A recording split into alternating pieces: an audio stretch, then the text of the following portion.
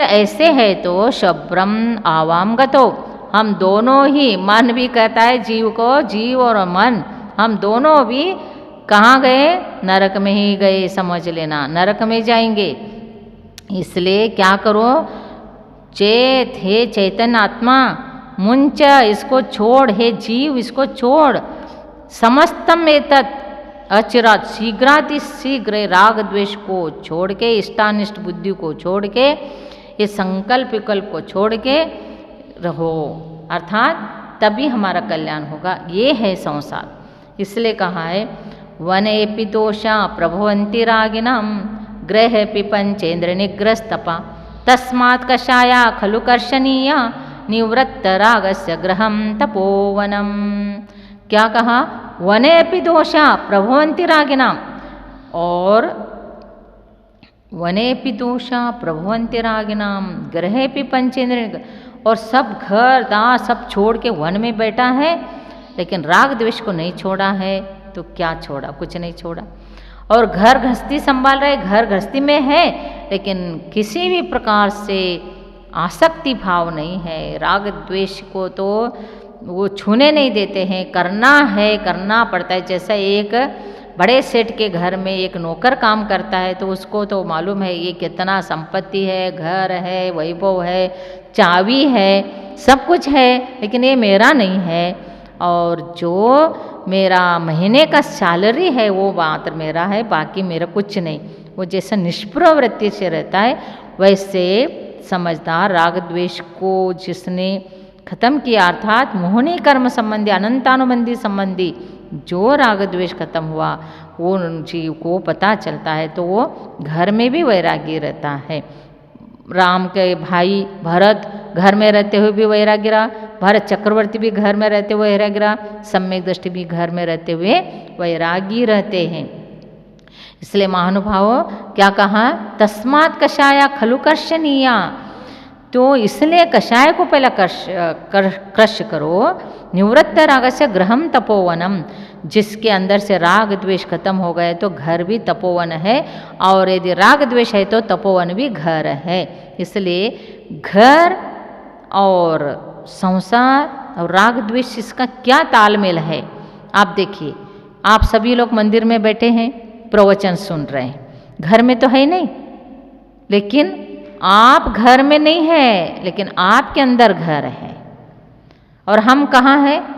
तो ये है हॉल में है, हम प्रवचन कर रहे हैं, लेकिन ये हॉल हमारा नहीं है, हमारे अंदर भी नहीं है, हम हॉल में होते हुए भी हमारा नहीं है।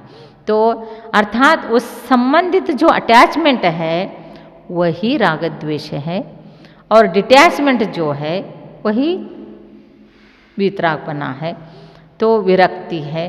राग द्वेष से रहित होना, कोई भी चीज़ का उपभोग करते समय भी ये पुण्य का फल है, भोगना पड़ता है, करके भोगना। अरे ये मैं नहीं भोगूंगा तो कौन भोगेगा? ये मेरा है, ऐसे करके करेंगे, मेरा है व्यवहार में कहेंगे, लेकिन अंतरंग श्रद्धा में मेरा तेरा ये नहीं। और व्यवहार चलाने के लिए भले ही मेरा घर, मेरा मेरी पीछे, मेरा कमंडलू, मेरा पुस्तक, जो मेरा रूम कहो, लेकिन अंतरंग में श्रद्धा में स्थान नहीं। वो कोई पुद्गल वस्तु, शरीर मेरा नहीं तो ये बाह्य वस्तु कैसे मेरा हो सकता है? ऐसे करके जिसके अंदर भाव है तो वो क्या है? राग द्वेष से रहित हो सकता है और संसार से मुक्त होता है। इसलिए राग द्वेष जो है संसार है। सब लोग संसार में रहते हैं। सिद्ध भगवान है तो लोक में है, अरहंत भी लोक में है, सम्यक दृष्टि भी लोक में है, घर में वैरागी जो है वो अर्थात सम्यक दृष्टि है वो लोक में ही है। लेकिन संसार में रहना गलत बात नहीं, संसार हमारे अंदर रहना गलत है। राग द्वेष ही संसार है, ये हमारे अंदर है तो गलत है। जैसा नाव पानी में रहता है गलत नहीं, लेकिन नाव के अंदर पानी आ गया तो नाव डूब जाएगा, और नाव पानी में ही रहेगा। नाव पानी में रहे तो क्या बिगड़ा? कुछ नहीं बिगड़ा, लेकिन नाव के अंदर पानी आ गए तो बिगड़ गया। तो ऐसे हम रहेंगे संसार में, हम संसार में रहने से हमारा कोई बिगड़ता नहीं, लेकिन हमारे अंदर संसार है तो बिगड़ गया। इसलिए राग द्वेष ये दो चीज़ इतना पेज्य दोषा, ऐसे कषाय पाउड 16 भाग है जय धवला के, तो पेज्य देश सिर्फ राग और द्वेष का वर्णन करने वाले पेज्य दोष 16 भाग में क्या वर्णन किया होगा देखिए, सिर्फ एक मोहिनी कर्म को लेके वर्णन किया है। तो महानुभाव कितने प्रकार के वस्तु, कितने प्रकार के राग, कितने प्रकार के क्रोध, कितने प्रकार के कषाय, ये सारे वर्णन आता है। तो हम भी उस जन्य राग द्वेष खत्म करना ही चाहिए, तो ही हमारा कल्याण होता है। और मुक्त जीव जो है कर्मों से रहित है, वो मुक्त है। फिर संसारी जीव में भेद है, समनस्का मनस्का। संसार जीव जो है मन सहित है और मन रहित है। और मन सहित जो है उसको किसी को भी बुलाया तो वो आ जाता है। हम गुजरात में गए थे साबरमती आश्रम, वहाँ गांधी जी का बहुत बड़ा आश्रम है, तो वहाँ पर गाय वगैरह है और म्यूजियम वगैरह बहुत सुंदर चलता है, संगीत वगैरह। तो कहते थे कि वहाँ के लोग जो ये गाय है उस टाइम में भी गाय थे, तो गांधी जी ने सभी गायों का नाम रखा था कि किसका नाम लक्ष्मी, किसका नाम भाग्यश्री, ऐसे नाम रखा था। अभी भी रखते हैं ना, हाथियों का नाम वगैरह, प्राणियों का नाम, बैलों का नाम, गायों का नाम रखते हैं। तो उनके नाम से पुकारते ही वहीं उठ के आ जाती थी वो गाय, समझे। तो वो मन सहित है, उनको समझ में आ रहा है मेरे को ही बुला रहे। मनुष्य को जैसा बुलाने से, जैसा आ जाओ ऐसे कहते ही नाम लेके बुलाया तो वही व्यक्ति आता है। तो वो उसी प्रकार से तोते को भी देखो सिखाते तो सब सीख जाता, उसके नाम से बुलाओ, मिट्टू करके बुलाओ वो आ जाता है, कुत्ते के नाम लेते वो आ जाता है। तो ये संगी पंचेंद्र, और धीरेन्द्र में संगी असंगी होते हैं। तो उसमें जो है असंगी है, उसको मन नहीं रहता है, कितना बुलाओ कितना आवाज़ करो वो गधे जैसा ही वो असंगी रहते हैं। तो इसलिए गिरगिट है, बहुत से ऐसे चीज़ें हैं कि असंगी है, सांपों में असंगी है, मेंढकों में असंगी है, तिरंचों में असंगी है और मन सहित भी है। बाकी तो देवनार के मनुष्य तो उसमें असंगी होने का मतलब ही नहीं होता है। और उसके बाद जो है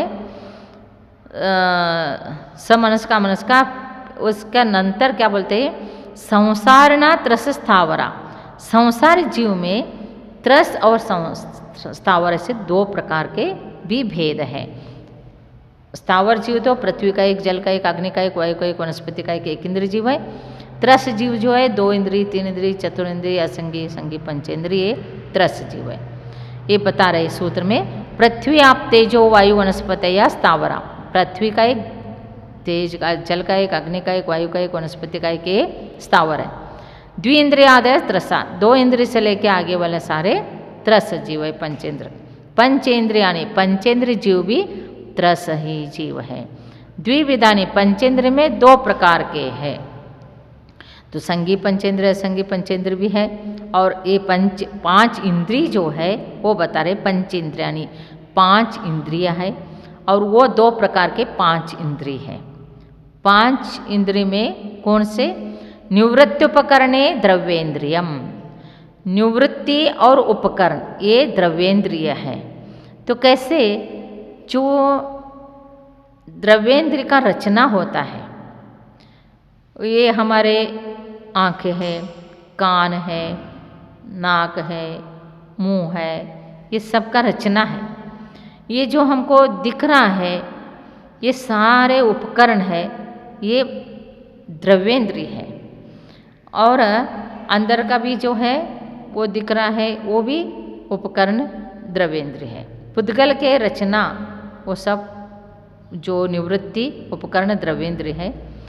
और उसके साथ लब्ध्युपयोग और भावेंद्रिय, लब्धि और उपयोग जो है भावेंद्रिय, ये दोनों के साथ लेके जाएंगे तो बताने में ठीक रहेगा। ये हमारे जो ये पलक है, ये भौरे है, और अंदर आँखों में भी काला है, वाइट है, ये जो दिख रहा है ये पुद्गल रचना है। ये सब उपकरण, ये आँखों का रचना है और ये ऊपर रक्षण का उपकरण है, निवृत्ति है और उपकरण है। और इससे ये संबंधित जो आत्म प्रदेश का भी रचना है वो क्या है, वो लब्धि उपयोग है। उस संबंधी क्षोभम होगा तो हम आँख से देख सकते, उस संबंधी क्षोभम होगा तो हम कान से सुन सकते, उस संबंधी ज्ञानेंद्र संबंधी क्षोभशम होगा तो हम सूंघ सकते हैं, टेस्ट ले सकते हैं। तो ये है क्षोभशम जो है लब्धि है और उसमें उपयोग लगाना उपयोग है। इस प्रकार से भावेंद्रीय आत्मा संबंधित है, द्रव्येंद्रीय पुद्गल से संबंधित है। जितना रचना दिखते हैं ये सारे पुद्गल का रचना है, उसके साथ जो आत्म प्रदेशों का रचना है वो भावेंद्रीय है। स्पर्शन रसन ग्राण चक्षु श्रोत्राणी, ये 5 इंद्रिय स्पर्शन इंद्रिय, रसन इंद्रिय, ग्राण इंद्रिय, चक्षु इंद्रिय, श्रोत्र इंद्रिय। और इसका विषय भी 5 है, स्पर्श रस गंध वर्ण शब्दास तदार्थः। स्पर्शन इंद्रिय का स्पर्श, रसन इंद्र का रस, ज्ञानेंद्र का गंध, चक्षु इंद्र का वर्ण, कर्णेंद्र का शब्द, ये जो है उसका विषय है। फिर आपको मालूम है स्पर्श इंद्रिय 8 प्रकार के हैं, स्निग्ध, रुक्ष और कठोर, कोमल, हल्का, भारी, शीत, उष्ण, ये 8 प्रकार के स्पर्श से ही ये समझ में आता है, इसलिए 8 प्रकार के स्पर्श इंद्रिय का विषय। रस में जो टेस्ट है, खट्टा, मीठा, चरपड़ा, कशेला, ये जो है तीखा, ये 5 प्रकार के रस है। गंध, सुगंध और दुर्गंध। वर्ण में 5, कृष्ण, नील, ये कृष्ण वर्ण, लाल, काला, पीला, नीला, सफ़ेद, ये 5 वर्ण है। शब्द में सा रे ग म प द नि सा, ये शब्द 7। तो ये सारे जो है श्रोत्रेंद्रियस्य, श्रोत्रेंद्रिय का और श्रुतम अर्थात श्रोत्रेंद्रिय का हो, कर्णेंद्रिय का हो, इसका विषय है। अब कहते हैं ये इसका हो गया विषय। अब श्रुतम मनेन्द्रियस्य,